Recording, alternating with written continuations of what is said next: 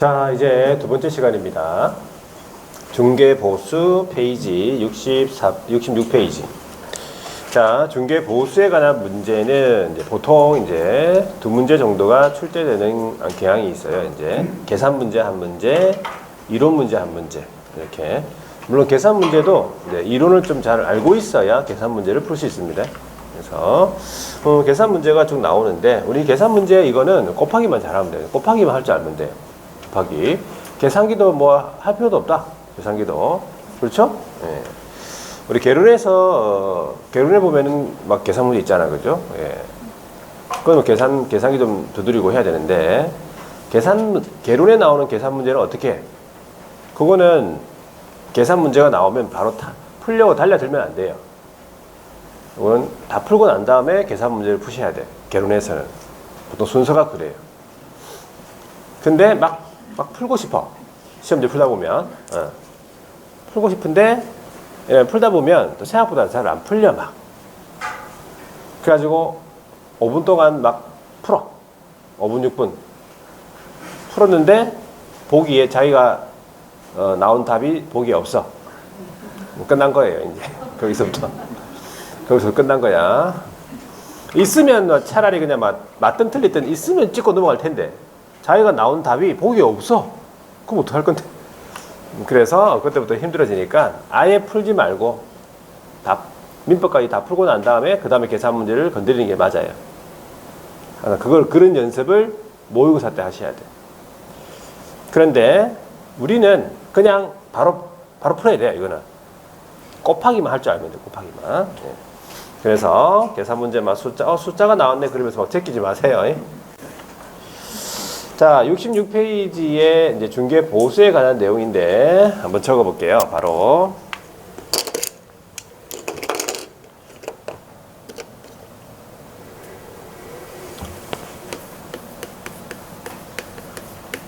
중개보수 등 해가지고 중개보수가 있고 여기 보면 중개보수라는 게 있고요. 그 다음에 등이 있는데 이 등은 이제 실비를 의미한다 보시면 돼요. 실비라고 하면 이제 실제 드는 비용 두 가지가 있어요. 우리 실제 드는 비용 청구할 수 있는 게. 자, 이제 중개보수는 중개 업무에 관해서 의뢰인으로부터 받는 소정의 보수라 그래요. 그러니까 중개해주고 받는 보수를 중개보수라고 하고, 중개 말고 다른 업무를 해주고 받는 보수는 중개보수가 아닙니다. 구분하셔야 돼요. 구분해야 되는 이유가 있죠. 아까 금지행위에 해당되냐 안 되냐예요. 그죠? 초과해서 받았을 때 중개해주고 받는 보수를 초과해서 받았다. 그러면 금지행위 한 거고, 중개보수 말고 다른 업무 해주고 받는 보수는 초과해도 관계없다 이 말이지. 되겠죠? 그걸 구분하시오. 자, 그러면 우리 여기서 중개보수 청구권이란 말이 있는데, 중개보수 청구권은 언제 발생하는가 그 말이에요. 청구권의 발생. 청구권의 발생, 달라고 행사하는 게 아니고 청구권 자체의 발생은 언제 발생하느냐? 중개계약 체결 시 바로 발생이 돼요. 그럼 중개계약 체결 시라는 말은 어떤 시점이에요? 팔아주세요. 알겠습니다. 이거예요. 팔아주세요. 알겠습니다. 들어봤죠? 그럼 팔아주세요. 알겠습니다. 이 순간 바로 중개계약이 체결되고 그때 바로 중개보수 청구권이 발생이 돼. 이렇게 막 문서로 작성 안 해놔도 그냥 알겠습니다 하는 순간 보수 청구권이 발생이 되고, 그러면 언제 그 보수 청구권을 행사하느냐 이 말이죠. 언제 행사합니까? 행사는 거래계약이 체결되면 행사하는 거예요. 계약이 중개가 완성이 되면 행사하는 거지. 되겠죠? 그런데 개업공인중개사의 고의 또는 과실로 인해 가지고 의뢰인 간의 거래 행위가 무효 취소 해제가 되는 수가 있어요. 개업이 잘못해 가지고. 그럴 때는 어떻게 되겠어? 중개보수 청구권이 소멸합니다. 못 받아요. 개업이 잘못했잖아.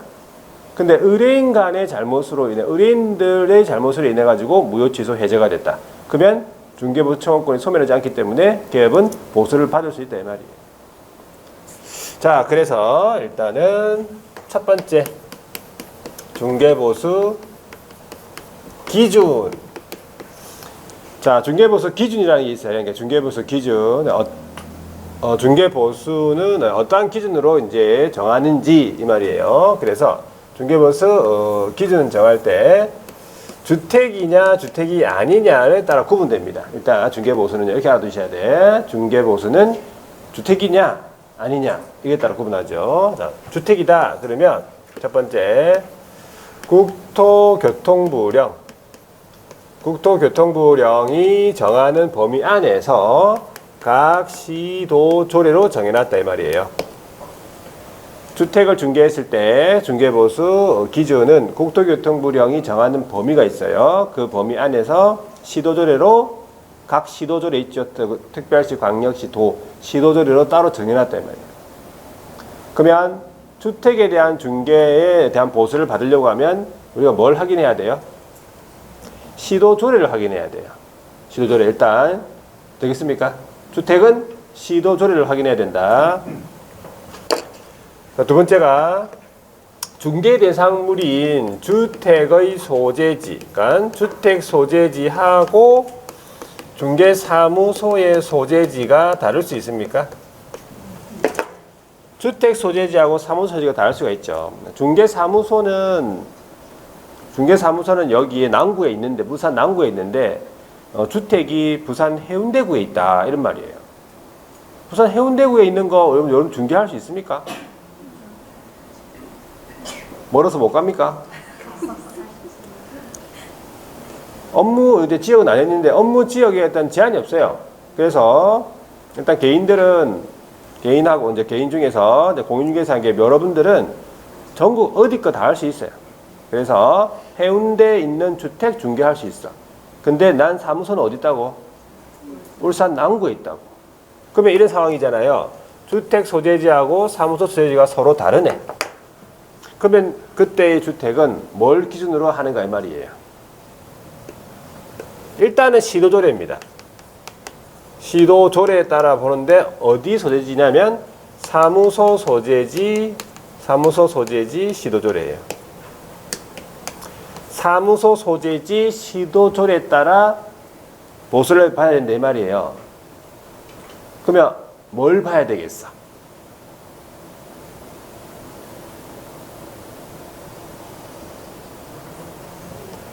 주택이 해운대구에 있고 사무소가 남구에 있다고요. 그럼 뭘 봐야 되겠어? 뭐? 남구 시도조례라잖아요. 시도조례. 뭘 봐야 되겠어? 울산시 조례 봐야지. 보수 제대로 못 받겠네 이래가지고. 그렇죠? 자, 시도조례를 봐라 이면 울산시 조례를 봐야 돼요. 맞습니까? 다른 경우에 부산시 조례 아니라고. 만약에 부산시 조례를 봤어. 그런데 법정 한도가 초과된 거예요. 부산시가 더 많아, 더 이제 요율이 높아. 그러면 초과해서 받은 거예요. 나 잘못 봤는데 안 된다고. 법률상에 착오로 보지 않아요. 그죠? 예, 법률상에 착오로 보지 않기 때문에 지자체 조례를 내가 잘못 해석했잖아요. 내가 잘못 봤죠?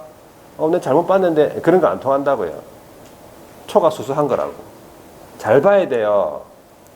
만약에 부산시 걸 봤는데 더 낮아. 그러면 더 적게 받은 거죠? 그건 관계없어요. 적게 받았으니까. 하여튼 사무소 소재지 시도조례. 자, 그 다음에 세 번째가 자, 분사무소 있죠. 분사무소에서 주택을 중개한다 이 말이에요. 그러면 뭐냐 하니까 분사무소 소재지 시도조례다. 분사무소에서 주택을 중개한다면 분사무소 소재지 시도조례예요. 자, 분사무소가 해운대구에 있다. 그러면 뭘 봐야 되느냐 하니까 분사무소 소재지 시도조례, 그러니까 부산시 조례를 봐야 돼요. 되겠습니까? 주된 거의 분사무소에 관한 내용은 주된 사무소에서 관리하는데 이 보수만큼은 주택에 관한 보수만큼은 분사무소 소재지로 봐야 돼요. 분사무소 소재지 시도조례. 분사무소가 해운대구에 있으면 부산시 조례 봐야 된다 이 말이지.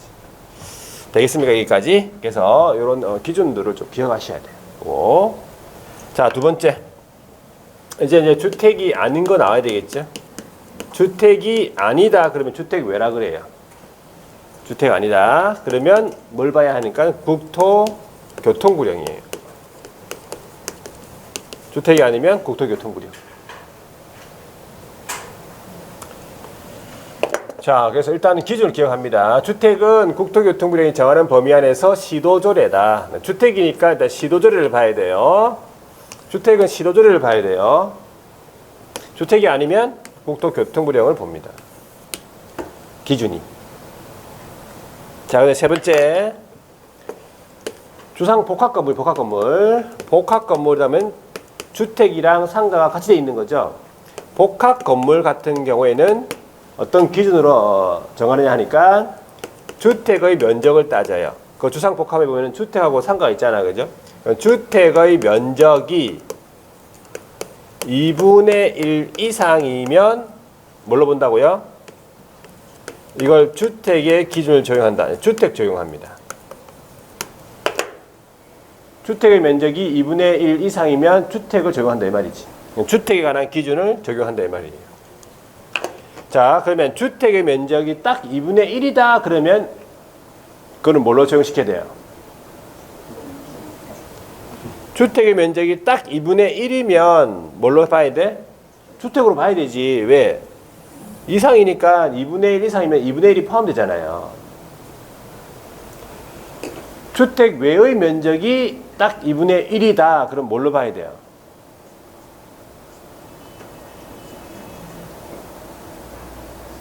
주택 외의 면적이 딱 2분의 1이라고. 뭘로 봐야 돼?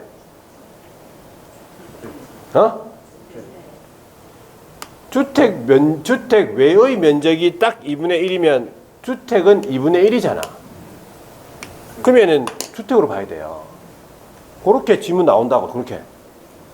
그러니까 중개상물이 주택이냐 아니냐를 판단해야 돼요. 문제를 풀려면.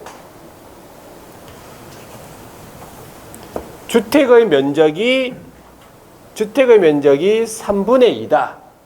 그럼 뭘로 봐야 돼요? 네?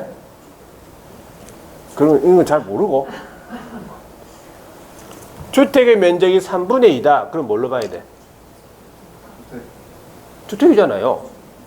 2분의 1이 큽니까? 3분의 2가 큽니까?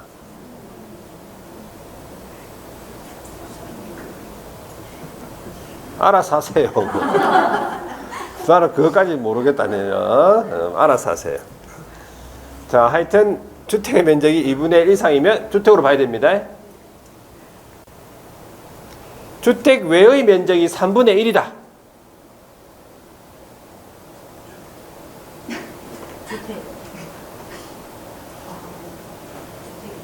주택 외의 면적이 3분의 1이면 뭘로 봐야 돼? 듣고 있는 거예요? 지금? 주택 외가 3분의 1이라고. 그럼 뭘로 봐야 돼? 주택으로 봐야지. 주택 외가 3분의 1이면 주택이 3분의 2일 거 아니에요. 아닙니까? 알아서 하세요. 일단 그 정도. 이게 주택이냐 아니냐를 판단해야지 요율이 틀리다니까. 기준이 틀리잖아요. 기준이. 그래서 이거 판단 잘 하세요. 자, 두 번째. 그러면 이 기준에 따른 중개보수 한도를 한번 적어볼게요. 한도까지는. 쉽게 말하면 한도는 요율을 해요. 요율. 한도는 요율을 얘기해요. 요율. 자, 마찬가지겠네. 주택이냐 아니냐 구분해가지고 주택이다 그러면 쌍방으로부터 각각 받다 이렇게 돼 있어요. 쌍방으로부터 각각 받는다. 그런데 우리 법에는 일방의 범위가 나와 있어요. 그러면 일방 범위가 나와 있으니까 쌍방한테 받으려면 곱하기 2 해야 됩니까? 나온 값에다가 곱하기 2 하는 게 맞습니까? 맞잖아요.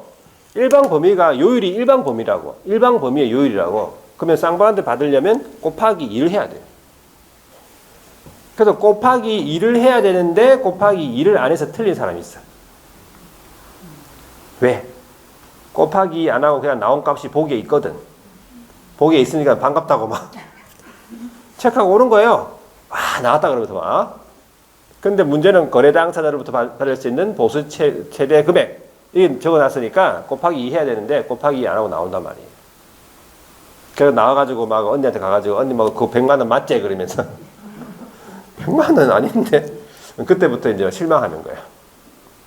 쉬는 시간에 절대 매겨보지 마세요. 쉬는 시간에 물어보지 말고 매겨보지 말고 아무것도 하지 마세요. 그냥 시험 칠 때.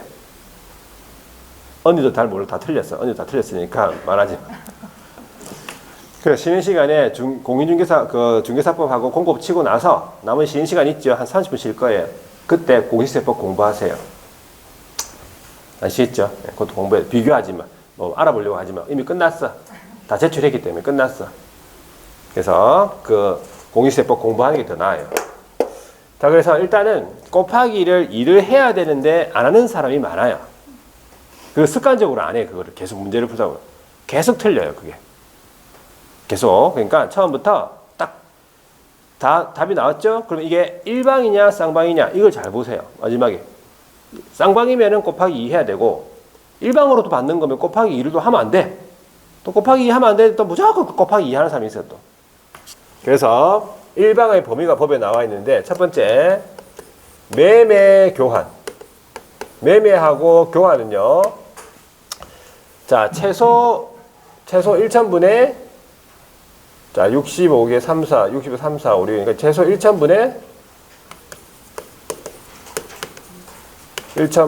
3입니까? 65개 3, 4, 5, 6. 최소 3인가? 65개 3, 4, 5, 6. 54, 5개. 요일이 나와 있나? 예. 65국에 4, 5, 6, 7이네. 4죠, 그죠? 최소 1,000분의 4. 그러니까 최소 거기 오면은 국토교통부량이 거기 나와 있는데, 자, 조금 이제 금액에 따라서 막 나눠져 있어요. 예전에는 그냥 1,000분의 9 이내였는데, 하나밖에 없었는데, 금액에 따라서 최소 1,000분의 4. 그 다음에 최대가 1,000분의 7이죠. 최대가 65국에 4, 5, 6, 7이죠. 4, 5, 6, 7이죠. 1,000분의 7이네. 그러니까 최소 1,000분의 4, 그 다음에 최대 1,000분의 7. 그러니까 1,000분의 7이라고 볼 수 있는데 네, 금액에 따라서 이렇게 몇 가지로 구분해 놨어요. 한 6가지로 구분해 놨단 말이지. 5천만 원 미만부터 해가지고 제일 큰 게 이제 15억 이상. 그래서 나중에 이제 제가 방금 전화번호 외우듯이 이제 이렇게 외웠단 말이에요. 여러분들도 나중에 기본사 할 때 전화번호 외우듯이 이렇게 좀 외워주면 돼. 올해 시험에 안 나왔었어요, 이게. 개정이 됐는데 안 나왔거든. 하여튼 1,000분의 4, 1,000분의 7 이렇게 보시고. 그럼 두 번째가 이제 임대차 등. 임대차 등은 이게 최소 1,000분의 3이죠. 1,000분의 3. 3, 4, 5, 6이죠. 그 다음에 최대가 1,000분의 6입니까? 예, 1,000분의 6. 6이네. 이런 식으로 여러분들이 좀 외워줍니다. 자, 그래서 1,000분의 7, 1,000분의 6. 그래서 거래에 따라서 좀 틀리다 이 말이에요. 이 주택 같은 경우에. 주택 같은 경우에. 그 다음에 이제 주택 외를 한번 보세요. 주택 외. 두 번째가 이제 주택이 아니다 이 말이지. 주택이 아닌 경우에는 다시 두 가지로 나뉩니다. 오피스텔인데 어떤 오피스텔이냐니까 주거용 오피스텔이에요. 이 주거용 오피스텔이 어떤 오피스텔이냐 하니까 첫 번째가 주거 전용 면적이 85제곱미터 이하. 85제곱미터 포함되죠? 85제곱미터 이하이면서 두 번째 상하수도 시설. 상하수도 시설이 갖추어진 전용 입식 부엌이 있어요. 입식 부엌. 수세식 화장실하고 목욕 시설 이런 거 갖춘 오피스텔. 자, 그래서 이 숫자 빼고 요거는 다 줍니다. 문제에서 보면 보통 문제 단서로서 이런 거 줍니다. 근데 알아두는 게 좋지. 그럼 85제곱미터 이하를 기억합니다. 85제곱미터 이하면 85가 포함된다는 거예요. 요 이하의 오피스텔을 주거용 오피스텔. 이 주거용 오피스텔 같은 경우에도 마찬가지 쌍방으로부터 각각 받는데 그 일방의 범위가 첫 번째 매매 교환. 자, 매매 교환의 경우에는 얼마냐 하니까 얘는 1,000분의 5입니다. 5, 얘가 1,000분의 5이네. 상환율이 1,000분의 5고, 그 다음에 두 번째가 임대차 등이 얼마냐니까 1,000분의 4. 요거는 이제 이론으로 물어보고 요율도 안 줍니다. 요율을 암기하고 있는지 물어보는 거예요. 문제 나오면 주거용 오피스텔이다 그러면 매매다 그러면 1,000분의 5, 임대차 등이다 그러면 1,000분의 4 이렇게 암기하고 있는 거를 요율을 적용해 가지고 문제 푸셔야 돼요. 요율 안 줍니다. 그래서 이론적으로도 이 두 개를 바꿔서 물어볼 수도 있어요. 그러면 이러한 오피스텔 말고 나머지 오피스텔, 그 다음에 주택 말고 나머지 상가 이런 것들 있죠. 그 다음에 토지 이런 거 전부 다 그 외, 공장 같은 거는 그 외라 그래. 그 외는 뭐냐 하니까 국토교통부 0입니다. 1,000분의 9 이내에서 협의 결정한다. 이렇게. 그래서 일단 요율을 이렇게 알아두셔야 돼요. 요율. 되겠습니까? 여기까지? 자, 한번 보세요. 66페이지에 보시면 중개보수 청구권 있죠? 자, 중개보수 청구권, 거기에 보시면은 양가로 1번입니다. 발생 시기가 있죠? 의뢰인과 개업 간의 의뢰 계약이 체결돼야 된다. 이게 이제 중개계약 체결 시 발생한다. 이 말이죠. 자, 양가로 2번을 한번 볼 건데, 지급 시기, 이렇게 돼 있잖아요. 이것도 우리 물어봅니다. 우리가 중개보수를 한번 지급해 본 적이 있을 거 아니에요. 그럼 중개보수를 보통 우리가 언제 지급을 했습니까? 소장님한테, 개업한테? 보통 언제 줍니까? 언제 중개보수 줬어요? 보통 잔금 칠 때 줬죠. 잔금 칠 때 줬습니까? 아닙니까? 미리 줬습니까? 미리 절대 안 주죠, 여러분들 특히. 여러분 특히 미리 안 주잖아, 그죠? 보통 잔금 칠 때 줍니다. 근데 우리 원칙은 잔금 칠 때가 아니라 이 말이에요. 잔금 칠 때가 아니고 원칙이 뭐냐 하니까 약정이에요. 약정 동그라미 해보세요. 약정 있죠? 조심하셔야 돼요. 우리가 이때까지 약정을 한 적이 없다 이 말이에요. 약정을 한 적이 없죠. 근데 원칙은 약정이지. 근데 예외적으로 약정이 없다. 약정이 없다. 그러면 언제라고요? 약정이 없으면 아무 말이 없는 거죠. 그러면 잔금 칠 때거든. 잔금 칠 때인데 그 잔금 친데 우리 시험에 잔금 친 날 이렇게 안 나와. 뭐라 나오냐니까 거래대금 지급 완료된 날 이렇게 나와요. 그걸 알고 있어야 돼요. 거래대금 지급 완료된 날. 그러니까 원칙은 약정이고 예외가 거래대금 지급 완료된 날이에요. 바뀌면 안 됩니다. 자, 오른쪽에 중개보수 청구권 소멸, 이제 언제 소멸되느냐 하니까 개업의 고의 과실 나왔잖아요. 개업의 고의 과실로 의뢰인 간 거래 행위가 무효 취소 해제가 되죠. 그러면 소멸한다. 중개보수 계산은 곱하기만 잘하면 되겠네, 그죠? 거래금액에다가 요율만 곱하기 하면 돼. 자, 거래금액에다가 요율만 곱하기 하면 되고, 그 다음 밑으로 쭉 거래금액 산정은 넘어가서 요율의 산정이 쭉 나오는데 주택이냐 주택이 아니냐 주택 외라 구분하죠. 그래서 1번에 보시면 주택이다 그러면 쌍방으로부터 각각 받습니다. 그리고 일방의 범위가 거기 나와 있는데 여기 보니까 이 금액에 따라서 요율이 쭉 나와 있죠. 요게 국토교통부 0입니까? 시도조례입니까? 얘가. 자, 주택은 국토교통부 0에 따라서 시도조례를 정한다고 했죠. 그러면 얘가 국토교통부 0이에요? 시도조례예요? 얘는 국토교통부 0입니다. 이 국토교통부 0 이 범위 안에서 각 시도조례를 정해놨다 이 말이죠. 그럼 각 시도조례는 외울 필요가 없어. 요율을 딱 줍니다. 문제에서. 외울 필요 없다니까. 근데 국토교통부 0 이거는 좀 외워놔셔야 돼. 요거는 외워놓으셔야 되는데 일단은 전체적으로 4에서 7 뭐 이렇게 이 정도 일단 외웁니다. 자, 그 다음에 밑으로 쭉 내려가서 주택이 아니다 이 말이에요. 주택이 주택이 아니다. 동그라미 2번 보세요. 주택 외라고 돼 있죠. 그러면 쌍방으로부터 각각 받는데 거래금액의 1천분의 9라고 돼 있잖아. 이게 국토교통부령이겠죠. 그 협의 결정하는데 다만 돼 있잖아. 이 다만이 뭐냐 하니까 주거용 오피스텔이에요. 자, 이 주거용 오피스텔은 오른쪽에 넘어가 보니까 밑에 그 종우 밑에 밑줄 꺼볼게요. 종우 밑에 기역. 주거전용 면적이 얼마라고요? 85제곱미터 이하. 상하수도 시설이 갖추어졌죠? 부엌, 화장실, 목욕시설. 이런 주거용 오피스텔 경우에는 쌍방으로부터 각각 받는데 매매 교환은 얼마라고요? 1천분의 5, 0.5%, 1천분의 5 이내. 그 밑에 임대차 등은요? 1천분의 4. 이건 외우고 있어야 되고, 그래서 요거를 적용시켜야 된다. 자, 넘어가 볼게요. 됐습니다. 일단 여기까지.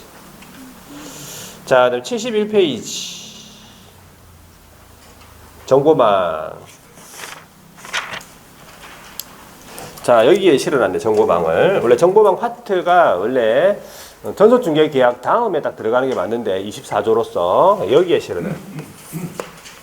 한 번 정도 출제됩니다. 부동산 거래 정보망. 부동산 거래 정보망. 자, 여기 이제 누가 나오냐니까 국토교통부 장관, 국장이 개업공인중개사와 개업공인중개사 간, 그 말을 개업상호간이라고 해요. 개업상호간. 자, 첫 번째가 정보공개, 그 다음에 유통촉진, 그 다음에 거래 질서 확립. 거래 질서 확립하기 위해서 부동산 거래 정보망 설치, 운영, 할자 지정을 할 수 있는 거지. 자, 여기서 이제 지정권자가 누굽니까? 지정권자가 누굽니까? 국장이에요. 국토교통부 장관이 나오죠. 네, 국토교통부 장관이 정보망 설치 운영할 자 지정권자예요. 그러니까 국장이 지정을 해줬으니까 취소도 누가 하겠어요? 국장만이 할 수 있는 거지. 준 사람만 빼앗는다 이 말이에요. 자, 여기서 개업상호간 이러면 이 정보망에는 개업만 들어가요. 그러니까 개업상호간이에요. 그러면 틀리게 나올 수 있는 게 여기 개업하고 의뢰인간 하면 틀렸어요. 그거 의뢰인 상호간 하면 틀린 거라고. 이건 안 바꾸죠. 자, 그래서 설치 운영할 자로 지정받은 사람 이름 있어요. 이름 뭐라 부르냐니까 거래 정보 사업자 이래 불러요. 거래정보 사업자 이래 부릅니다. 거정사, 줄여서 거정사라고 해요. 거정사. 정보망 운영, 설치 운영할 자 거정사라고 부릅니다. 그래서 첫 번째 해야 되는 게 주제가 총 5가지인데 첫 번째가 이제 지정 요건. 그러니까 지정받기 위해서 미리 이제 갖춰야 될 요건이 있어요. 요건이 뭐냐 하니까 첫 번째가 전기통신사업법이네. 전기통신사업법에 따른 뭐가 돼야 돼요? 부가통신사업자. 기본적으로 부가통신사업자가 돼야 된다. 부가가치를 창출해내는 사업, 그죠? 부가통신사업자. 자, 그래서 전기통신사업에 따른 부가통신사업자로서 두 번째, 이 정보망에 가입을 해서 이용하겠다고 하는 가입 이용 누구의 수? 개업 공인중개사, 개업의 수 확보해야 돼요. 여기서 개업의 수를 확보하는 거지 공인중개사 수를 확보하는 게 아니에요. 개업의 수를 확보해야 돼요. 그래서 전국적으로 몇 명을 확보해야 되는가 하니까 500명 이상. 전국적으로 500명 이상. 소장님 500명 이상. 두 번째, 이 500명 안에 2개 이상 시도. 2개 이상 시도, 특광도, 특도. 2개 이상 시도에 각각 몇 명? 30명 이상이에요. 확보가 돼야 돼요. 자, 그 다음에 세 번째가 정보망이니까는 컴퓨터 전문가가 필요해요. 컴퓨터 전문가를 누가 뭐라 부르냐면 정보처리 기사라고 해요. 1명 이상이 필요해요. 부동산 거래 정보망이니까 부동산 전문가가 필요하지. 부동산 전문가를 여기서 공인중개사라고 해. 공인중개사 몇 명 이상? 한 명 이상 필요하다. 그 다음에 컴퓨터가 있어야 되겠죠. 그 컴퓨터는 국토교통부 장관이 정한, 국장이 정한 성능, 용량 갖춘 컴퓨터 설비가 필요하다.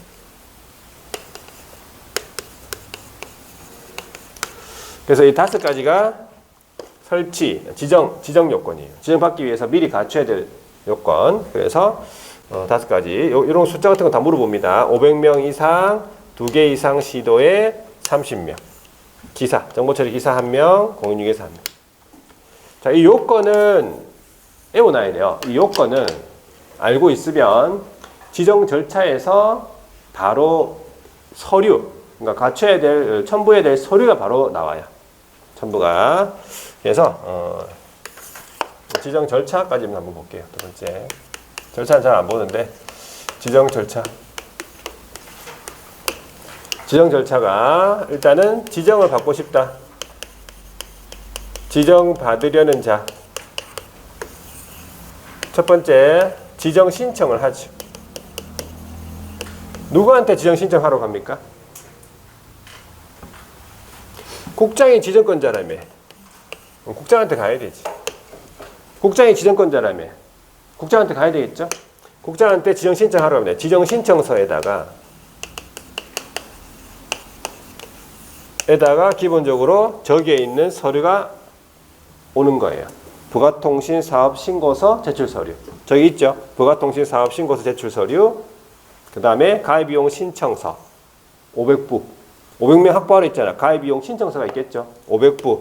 그리고 개업임을 증명해야 되니까 등록증 4번 500부. 그 다음에 정보처리 기사 자격증 4번. 그 다음에 공인중개사 자격증 4번. 여기 필요하죠? 그 다음에 주된 컴퓨터 성능 용량 확인 서류. 요거는 이 첨부 서류는 이 요건만 외우면 그대로 가져오는 거예요. 따로 할 게 없어. 자, 그래가지고 지정 신청을 했다. 적합하다 그러면 어떻게 하느냐 하니까 두 번째가 지정 신청을 받은 날로부터 며칠 이내에 30일 이내에 지정 대장에다가 지정을 합니다. 지정 기재하고 지정서 교부한다. 그런 다음에 지정을 받았으면 지정 받았죠. 그러면 거정사가 됐단 말이죠. 그러면 세 번째가 지정을 받은 날로부터 매월 3월 이내에 운영 규정을 정하여 국장의 승인. 국장 승인 받아야 돼요. 변경하고자 하는 경우도 변경 승인 받아야 되고. 절차. 그리고 지정받은 날로부터 1년 이내에 설치 운영해야 되고. 이런 과정이에요. 그래서 절차, 요건, 절차를 같이 기억합니다. 그럼 당연히 정보를 공개할 때, 정보망에다가 정보 공개할 때 이 거래정보 사업자가 의무가 3가지가 발생이 되고 개업 공인중개사도 정보를 공개할 때 2가지 의무가 발생이 돼. 이게 이제 개업의 의무, 이게 이제 세 번째가 거정사 의무. 네, 첫 번째, 두 번째, 세 번째가 있고 네 번째가 개업의 의무. 개업의 의무도 첫 번째, 두 번째. 마지막에 5번째가 뭐냐 하니까 지정 취소. 이 지정 취소, 요거는 지정 취소는 상대적 취소. 취소를 할 수 있다. 여기 5가지가 있어요.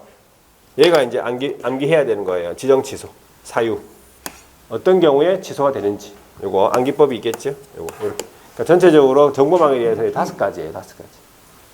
그래서 요런 다 의무기 때문에 요거 위반하면 다 제재가 있어요. 위반하면 정보 공개할 때. 일단은 요건하고 지정 절차하고 이런 형태로 돼 있구나 정도만 알아두시면 돼요. 자, 밑줄 한번 꺼볼게요. 71페이지 정보망. 자, 정보망 다시 한 번 더. 정보망 바로 밑에 내려와 볼게요. 양가로 2번. 양가로 2번 지정권자 나왔죠. 누가 지정권자입니까? 국장입니다. 그리고 누가 들어가죠? 개업상호간. 개업상호간. 그 밑에 줄에 정보공개 유통촉진 거래질서 확립. 그 밑에 줄에 정보망 설치 운영할 자, 예, 거정사라고 하죠. 지정을 할 수 있다는 거지. 지정권자는 국장이다. 자, 지정 요건이 쭉 나오네. 자, 첫 번째 줄에 전기통신사업법에 따른 뭐가 돼야 돼요? 부가통신사업자가 돼야 된다. 그래가지고 박스 안에 보니까 기업. 국장이 정한 성능 용량 갖춘 컴퓨터가 먼저 나왔네, 그죠? 니은 정보처리 기사 1명 이상 확보. 디귿 공인중개사 1명 이상. 그 다음에 리을 가입비용 신청한 누구의 수? 개업의 수입니다. 개업의 수. 자, 전국적으로 몇 명?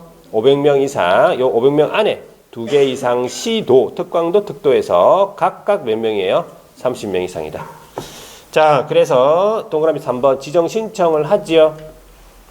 그러면 밑줄 꺼볼게요. 지정받으려는 자 나왔으면 지정받으려는 자는 지정 신청서에다가 위에서 했던 첨부 서류 있죠. 요 첨부 서류를 갖춰가지고 누구한테 제출합니까? 국장한테 지정 신청을 하겠죠. 그래가지고 넘겨보세요. 그래가지고 지정서 교부 나오네.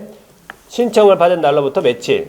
30일 이내. 그렇죠. 신청을 받은 때에는 30일 이내에 어떻게 합니까? 세 번째 줄. 지정서 교부해준다 이 말이죠.